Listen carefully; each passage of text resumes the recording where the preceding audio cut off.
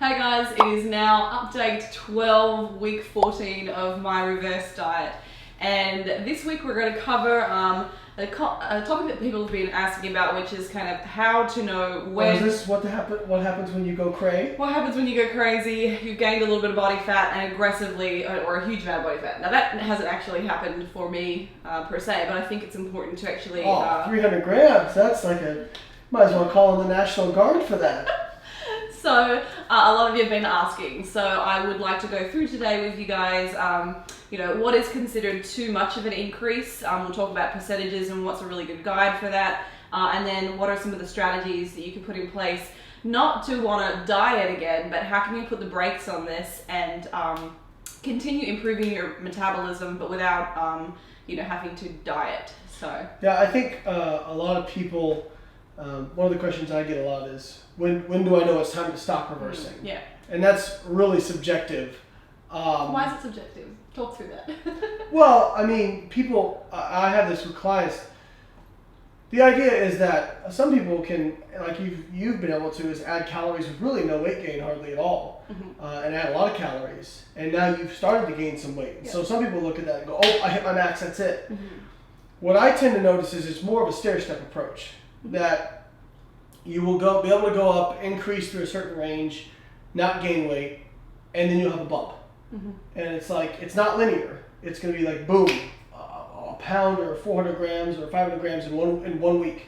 Yeah, actually we were just talking to our film guy Keith. He was just saying he gained like 5 pounds at one point during his reverse diet, and it was like nothing, and boom, and it kind of just catches up with you, and this isn't an uncommon thing. And that's my hypothesis is that there's thresholds in metabolism where you maintain your weight, and when you're sitting at that upper end of that threshold, I think the maintenance range, I would say, is somewhere around 200 to 300 calories.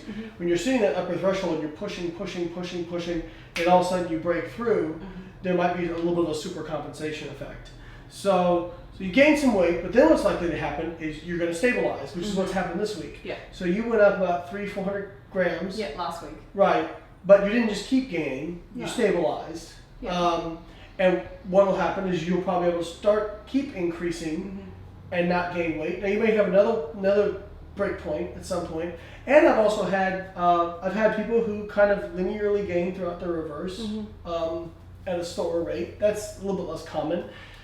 And I've also had people who, Amy Cosban is a good example of this. The first time we reversed her, she gained 8 pounds in the first 6 weeks and then did not gain a single pound more through 6 months. So try not to judge the process too much. Now what I would say is if you get up to a really high calorie amount where your metabolism is doing really well and then you start linearly gaining, then it's probably time to back off a little bit. So what do you want to do when that happens? Well, a lot of people talk about sitting in maintenance. Yes. I don't think you have to sit in maintenance. I think a lot of the reason why maintenance is recommended is because if you are continually trying to reverse, and you're starting to gain more body fat than you want, maintenance can be a way where you're not gaining more body fat, but you still give your body a chance to stay in that higher calorie range and quote-unquote lock in those changes. Yeah, so I think it's kind of, you find yourself in this new set point, because when you're increasing every week after week, it's actually difficult to know, okay, what is actually going to maintain my weight. So that's kind of the approach that we took last week with my reverse, and it'll be interesting to show you my weigh-ins this week and my calorie intakes, and kind of you see things bouncing all over the place a little bit, which is not normal for me. Yeah, we had a hectic week. We have had a lot going on, a lot of different... very little sleep. Little sleep, probably high stress, and also changes to dietary intake. So lots of different foods. Again, just we have not had a kitchen. As you can tell, we're actually in a different place. So we've moved into a new house. Yeah. New office can be much better for us. But obviously moving is stressful. We also had my kids, and both of them... Liv was teething and Robert had a little cold there. They were mostly really good actually, but Liv was up during the night, so we were running on low sleep, a lot of stress. We had a couple extra bodies in the bed this weekend. And you know, that can throw things for a loop. And then obviously the move itself is stressful. And then we don't, at the new house here, we don't have a kitchen yet because it's being remodeled. So that obviously influences your dietary choices and what you're taking in. Yeah. Probably more processed foods than you normally would. Yeah, Things with more sodium, more electrolytes. Yeah, and I'm going to talk about some of the things that strategies I put in place to avoid the bloating, because I have had multiple cases where people are either in a reverse diet or even in a muscle gain phase, and the first conclusion that people will typically draw is, oh, I'm really bloated, I'm feeling super full, I'm looking really full, and there are a couple of ways that you can kind of test this out to make sure that it's not actually just body fat.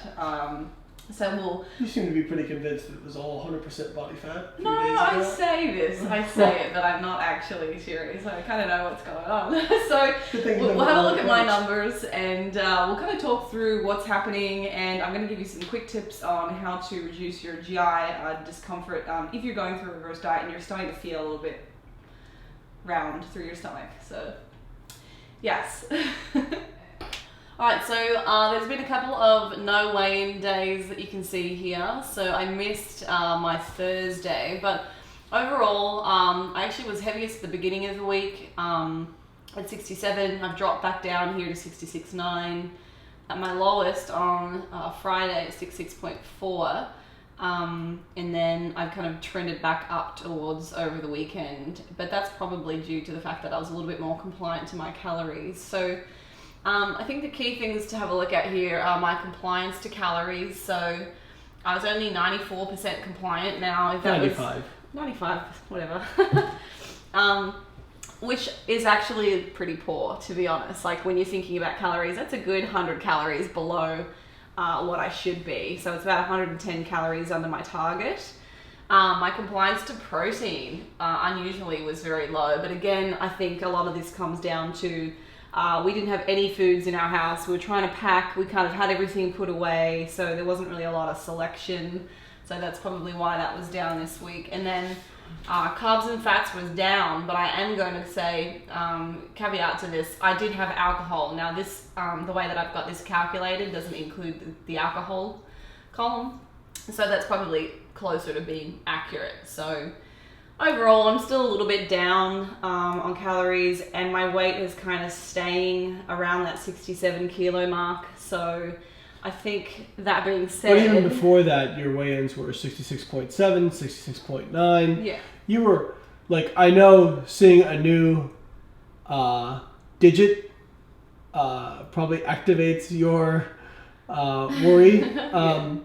But, like, 67.0 is your average this week. Reality, that's only 100 grams more than you were a few weeks back when you were very happy with how things are going. Yeah.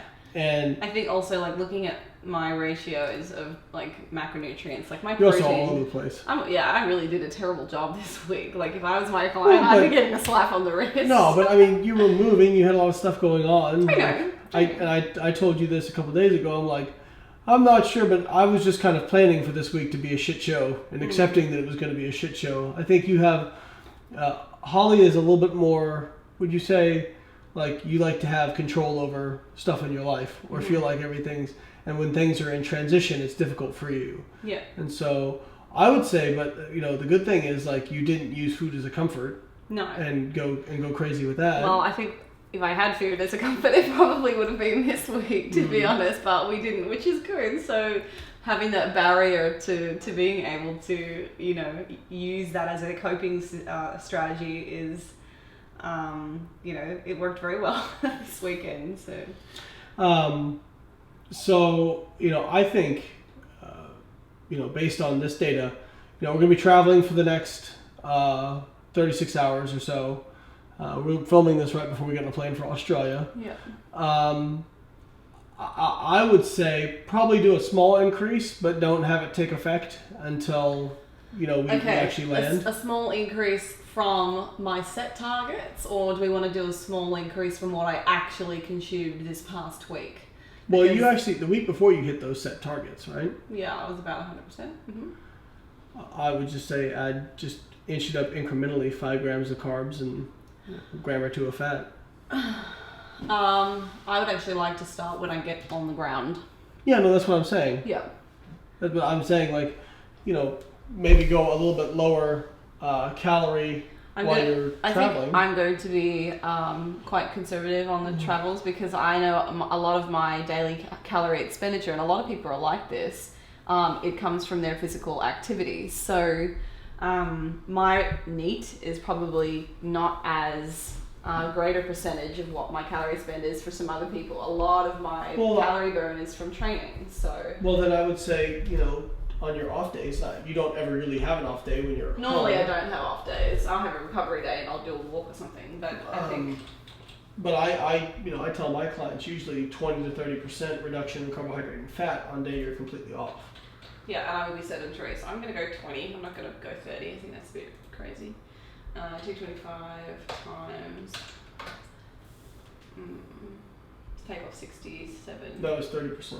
Oh, was it? Sorry. I was listening to you. 225 times 0.8 would be 20% reduction. 180. Okay, so 180 for 2 days. So.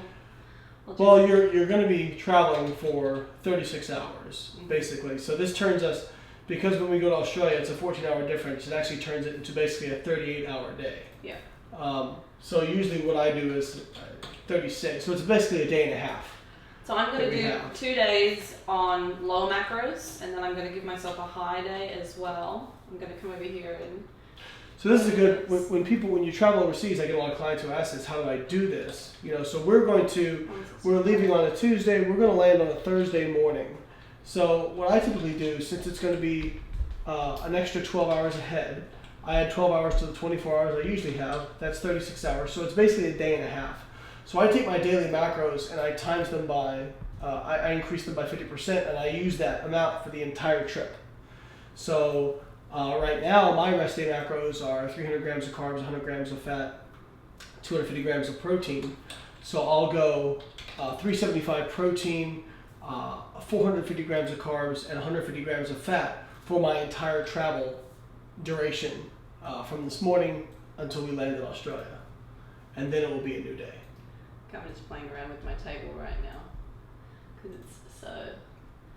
So basically, but you could do that like if you flew to Europe and it's an 8-hour flight and you're landing, you can figure out, okay, where am I landing at? How do I get myself back to zero? Because if you're going to travel all the way to Australia and you're only using 1 day, when in reality it's going to be 36 hours until you restart, because we land at 7 a.m., that's going to be really tough, and that's actually going to be a caloric deficit. So guys, if you're wondering what I'm doing, I'm just putting in the fact that I've got 2 low days and 5 high days, and I'm just working out my average calories right now. So that's going to be equals this table divided by 4. Cool. So 2091. What is my previous week? 2150. Oh, so I'm actually still down. But you were doing more activity. Yeah, that's true. Okay. This is where having a coach really comes in handy, because if you're doing this yourself, a lot of times it's difficult to, figure out, okay, what do I take away from if I'm not doing as much activity, those sorts of things. And this is where, a coach can be helpful to kind of walk you through this sort of stuff. Yeah, so to summarize this, basically, even though last week's calories were a little bit higher, because I'm taking 2 days off, I'm reducing my macros by 20%. I'm taking the lower end of that range just because I am trying to improve my metabolism. So I want to test it a little bit. And then I'm taking 5 days where I've taken my macros back up a little bit higher than previous weeks. So I'm doing a 230 day and 72 grams of fats. So those are higher than what I'd previously be, but on average it works out to be just a little bit lower. And keep in mind, you're going to be traveling too, so there's going to be a different scale. Yes. There's going to be different stuff. So make sure when you're integrating that data that you always take it with a grain of salt, and if we get there and it says, oh, you're 68 or you're 66, I would probably just say, let's see what the week holds. I probably don't want to get on the scales, but I know I need to.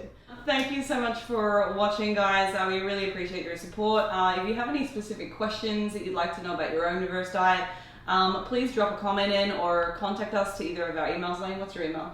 Layne@biolayne.com. Pretty simple. Mine's hb@biolayne.com. We have for Americans, that's HB. Oh, what did I say? No, it's just you pronounce it differently. Oh yeah, well I'm Australian. I'm trying not to lose. We were on the phone yesterday, and you were trying to explain. to somebody. Z, and the guy's like, "What's that?" No, you said Z. Oh, okay. And the guys, they don't understand. So, There you but the perils of being an Australian in America.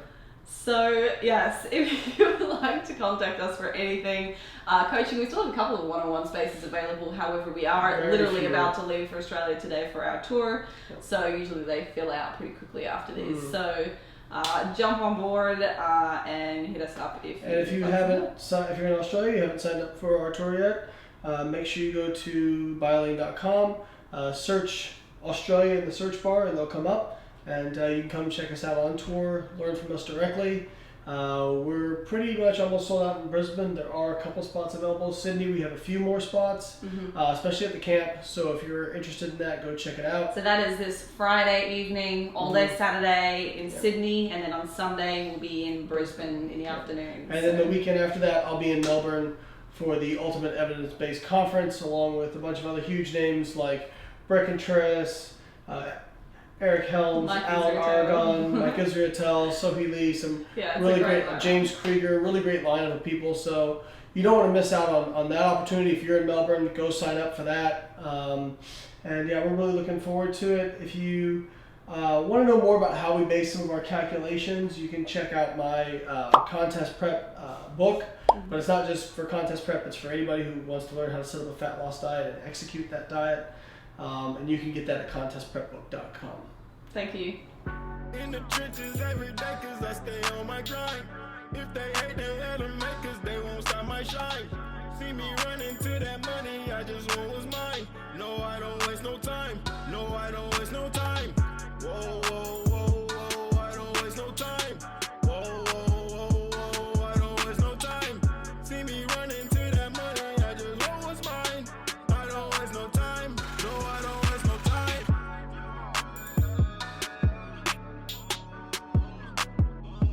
I don't waste no time.